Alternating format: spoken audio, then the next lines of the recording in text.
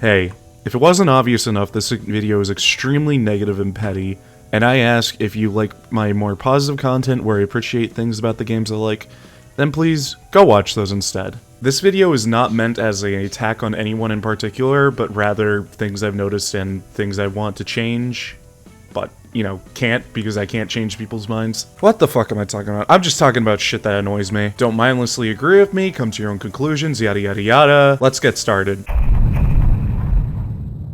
I gotta be honest, I'm not free of guilt from this one. A quick heads up, for everything I'm talking about today, I'm starting with the least inoffensive to the most offensive. Things that fit into this category are the same buzzwords, characters that have been erased from the world, people saying who's X, who's Y in response to them, people saying, oh, Limbus players can't read in response to like any minor criticism of their ability to retain information. That one really fucking annoys me. People completely oblivious to the fact you can be criticized and you can't just hide behind the average fandom joke of like, oh, I can't retain this simple information. It's dumb, it's a tired excuse, I don't care about it, I don't care. Limbus players can't read, shut up! But at worst, these jokes are just annoying and halt any sort of discussion with these types of people. I don't think it's that bad comparative to what we have coming up. Oh, I forgot to mention the Vigilious fraud jokes. Those are so fucking annoying! Their Vigilious fraud jokes extend from the factor that people treat color fixers as the be and end all of the strongest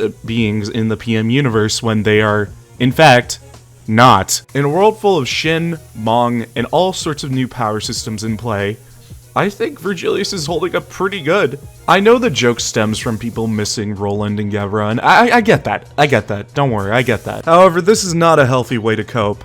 There's always next Kanto, trust me, this time surely. Wait a minute, Meat! Don't you literally do this with your girlfriend's art all the time? Well, dear viewer, that is actually a good point. Congratulations. However, I'd like you to consider the factor I do have her express permission, which a lot of art reposters on the YouTube community posts do not have the courtesy to get. They do not have the courtesy to get other people's permission. While they typically try to justify it by linking the art, it doesn't gain that much traction to the artists, and if I was having my artwork used without my permission, I would be very annoyed. Seeing someone get popular over my own work is very annoying.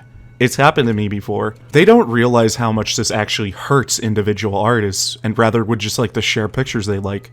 I guess it doesn't come from a place of malice, but you need to understand the repercussions your platform has when it comes to individual artists. And before you try to counter that with the fact that like, oh, then I can't use official art as my profile picture because someone else drew it, no, I'm not saying that. That is official art that's licensed, paid for, everything. I'm talking about some skilled individual on Twitter that got their fucking work mercilessly dragged off of there and reposted without their permission. Individual artists need to make a living. That's why they do commission work. That's why they have side jobs, etc., etc. So if you're gonna take their work because it looks cool, make sure that you're allowed to.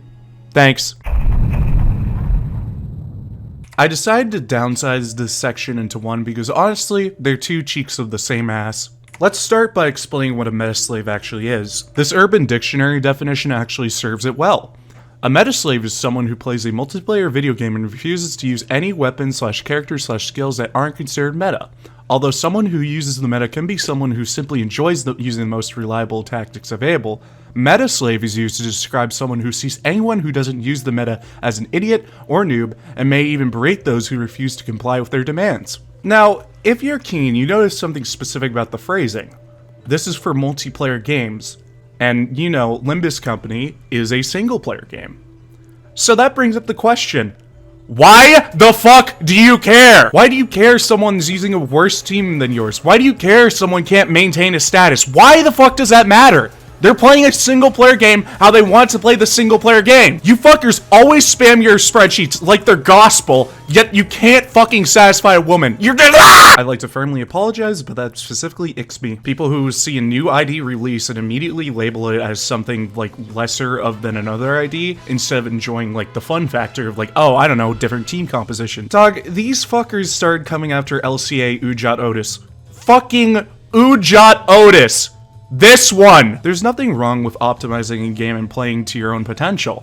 That's fun. That can be fun for some individuals. Me personally, I like to play with the most fun teams, but if you want to get the easiest access to the best things quickly, that's good for you.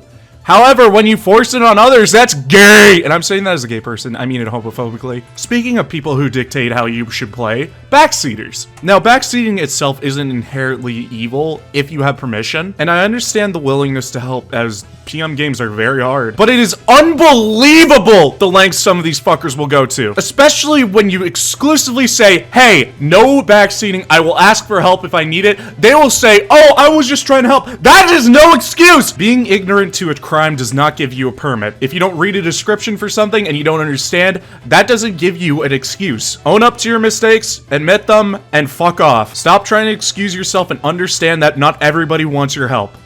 Thank you. Canto 9 spoilers. I just don't get it. I don't get how people do not understand the simple factor that serious topics can exist in this game and have existed for a while.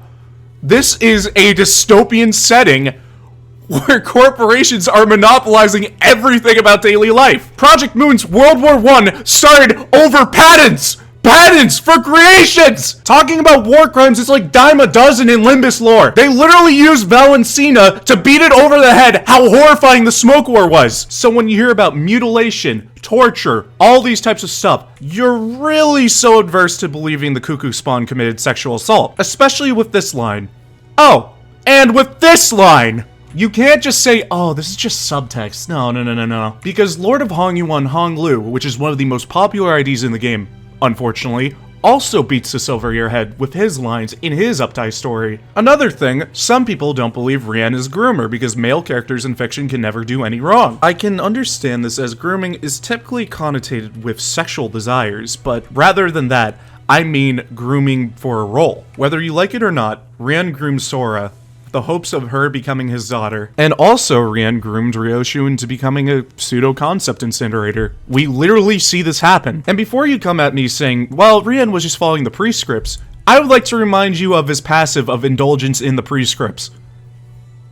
He's enjoying this shit. I think Rian is a great character that's misread often. However, I don't agree with his actions. I like his character, don't agree with his actions. He's a good villain. A lot of people don't understand that and try to over-justify a character's actions when it doesn't work. That's not how it works. They're bad. They're bad guys. I don't know what to tell you. I'm sorry. I've been rambling on for this section for too long, but this is like the main point of the video I wanted to touch upon. I just think if you're like, politics in video games, sensitive topics, you're a coward. There's no other way to put it. You're a fucking coward. That's it. That's all I wanted to say.